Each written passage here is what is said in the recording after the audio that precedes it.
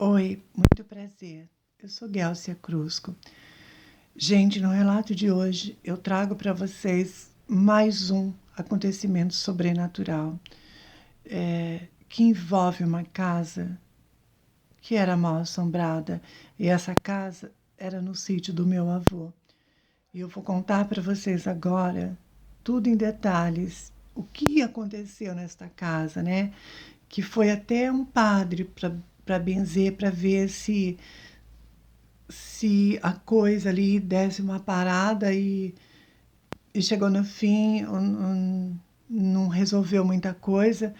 A primeira vez que o padre esteve na casa, deu uma melhorada, 20 dias só. Depois, aí começou a acontecer tudo outra vez de maneira mais intensa.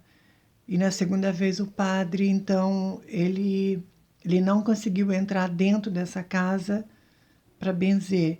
E ele aconselhou os meus pais que mudasse de lá, né? O padre ficou bastante tenso, ele não conseguiu entrar na casa, ele deu meia volta e voltou para trás. E eu vou contar para vocês agora, em detalhes, esse relato. Bom, essa casa, gente, então ficava no sítio dos meus avós, né? Os meus avós moravam numa casa e tinha uma outra que dava 7 quarteirões assim de distância. E a minha tia morava nessa casa e meu tio ele recebeu uma transferência pelo trabalho, né, para uma outra cidade. E aí a minha mãe então conversou com os meus avós para a gente morar lá, né?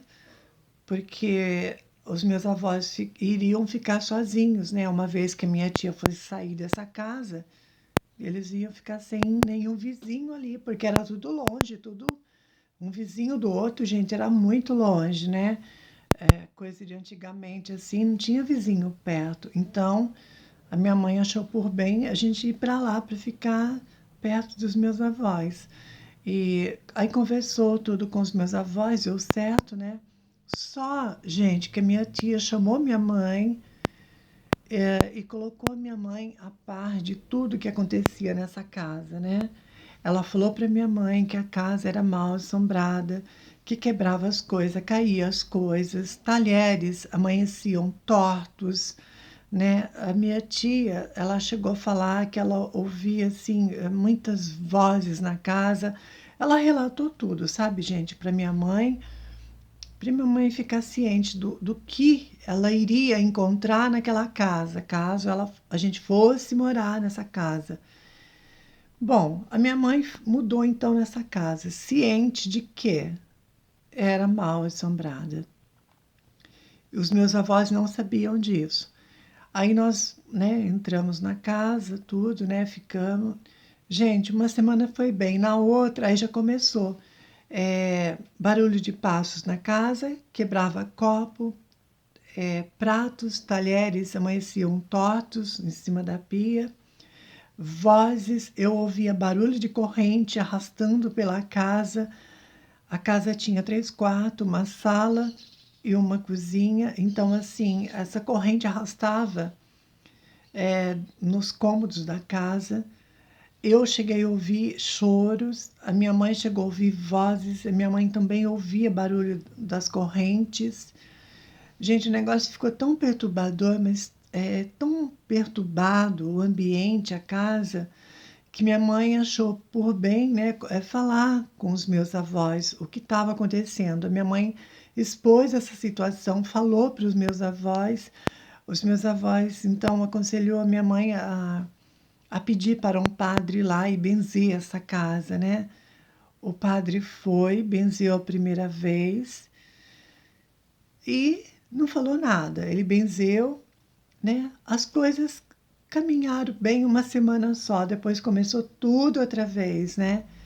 Esses fenômenos paranormais. Aí a minha mãe, mais uma vez, foi falar com o padre. Gente, o padre foi. Quando o padre chegou na porta dessa casa, na porta da sala que dava de entrada para essa casa, o padre ele ficou muito assustado. Ele não entrou dentro da casa.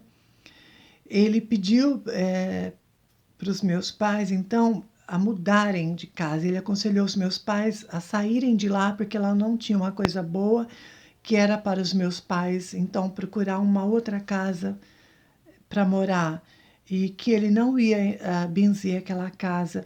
O padre, gente, ele não conseguiu entrar da porta da sala, né, que dava de entrada para casa, na porta da sala ele já deu a meia volta e voltou para trás. E o conselho dele para os meus pais foram esse, que eles procurassem outra casa para alugar. E o padre se recusou a entrar. Deu para ver que ele ficou bastante assustado na porta da sala. Eu não sei o que ele viu nessa casa. Eu sei que ele não entrou, não benzeu, e a gente ficou ainda nessa casa sem o padre benzer, sem nada. A gente ficou ainda mais um ano, mais um ano e meio, até conseguir uma outra casa, né, para alugar e tudo. Mas foi assim, um ano e meio de muito tormento, sabe, gente? Muito tormento, porque era barulho, era choro, era corrente arrastando, coisas quebrava. A minha mãe não vencia comprar prato, sabe? Porque quebrava um prato atrás do outro. E ficou, gente, ficou isso por um ano e meio, né? Essa perturbação, essa coisa toda. Depois de um ano e meio, minha mãe conseguiu achar uma casa na cidade e a gente então, né, foi morar na cidade. E nas férias de escola, a gente ia para o sítio dos meus avós. Quando a gente mudou dessa casa, gente, aí os meus avós não alugaram para mais ninguém, a casa ficou vazia. E nas férias de escola, a minha mãe levava eu e meus irmãos, então, né, para passar as férias com os meus avós. E depois, lá nas férias de escola, a gente se reunia, né? Nós, tinha crianças também de outros vizinhos mais distantes que levavam as crianças no sítio dos meus avós. Então, a gente ficava a tarde toda brincando, todo mundo lá no sítio, né? E todo mundo falava. E esse boato da casa mal assombrada correu a vizinhança, né? E as crianças então tinham medo de chegar perto dessa casa. Eu já era fascinada por esse mundo sobrenatural, então eu nunca tive medo. Eu gostava, sabe, gente? Eu parava de frente à casa, assim, eu olhava, sabe? Era uma casa bem antiga, assim, eu gostava da casa, sabe? Aquele aspecto, assim, sombrio da casa, né? Eu gostava bastante, eu não tinha medo. Eu ficava assim, perturbada, né, quando morava nessa casa, perturbada com as vozes que eu ouvia. Era vozes falando, aquele barulho de corrente arrastando. Mas eu nunca tive medo, sabe? Medo de sair correndo, né? As crianças, assim, todo mundo saía correndo. Eu era a única que ficava ali parada, olhando para aquela casa, tentando entender, né, aqueles acontecimentos sobrenaturais, né? Eh, a gente conhecia como fantasma, né? A casa que tinha fantasmas, então eu achava aquilo deslumbrante. Eu ficava olhando aquela casa, admirando, né, a beleza, porque como eu já falei em outros vídeos, eu amo casa antiga, né? Então eu ficava observando, tentando entender o que aconteceu dentro daquela casa, por que era assombrada, já um monte de questionamento na minha cabeça, né? Já tinha. Isso tudo quando eu era criança, tá? Eu tinha 10 anos na época que isso aconteceu com essa casa, né? E por conta disso, gente, eu nunca tive medo, eu sempre gostei, nunca entendi, mas desde criança eu já questionava, né? O que será que aconteceu? Essas almas estão na casa, esses fantasmas, né?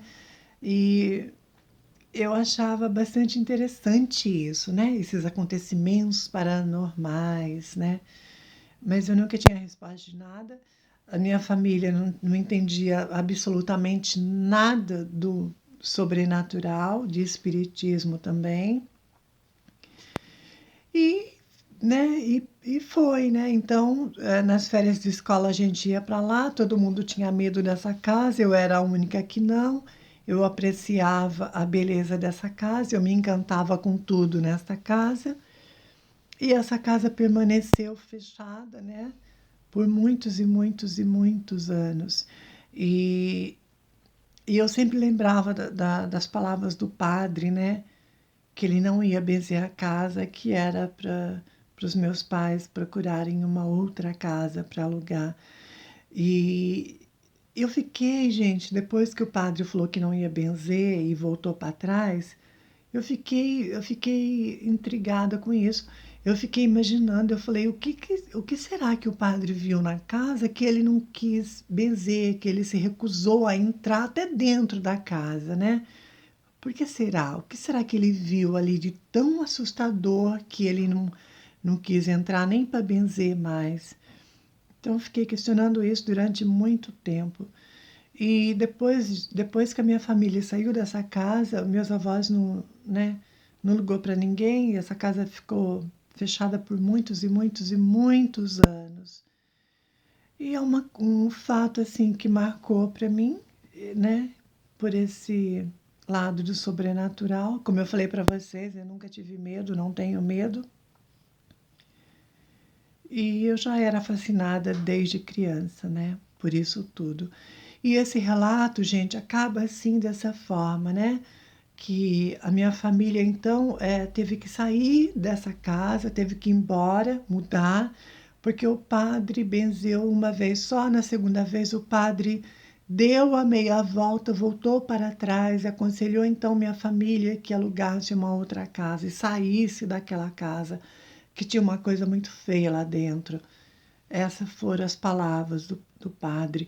E esse relato acaba assim, né, com a saída então da minha família desta casa. E, e assim, então esse relato acabou assim. A gente mudou, a gente foi embora dessa casa e essa casa permaneceu fechada por muitos e muitos e muitos anos. E agora, gente, fica a questão, né? O que será que tinha de tão feio dentro dessa casa, né? Que o padre não conseguiu entrar, não quis benzer, né? O que será? Eu estava junto quando o padre falou isso, sabe? O padre parou na porta da sala e ele olhou, ele ficou bastante assustado e deu a meia volta e aconselhou minha família a mudar de lá e ele não ia benzer, e ele não entrou e não benzeu a casa. Isso foi bem marcante e inesquecível, né? E agora, né, ficou aí a questão, sem ninguém saber o que tinha de fato dentro daquela casa de tão assustador assim. Mas os barulhos da corrente era a noite toda, era uma tortura. Eu ouvia aquele barulho de corrente arrastando pela casa.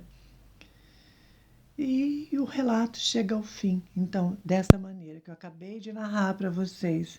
Gente, graças a Deus eu consegui finalizar esse vídeo desse relato dessa casa sobrenatural.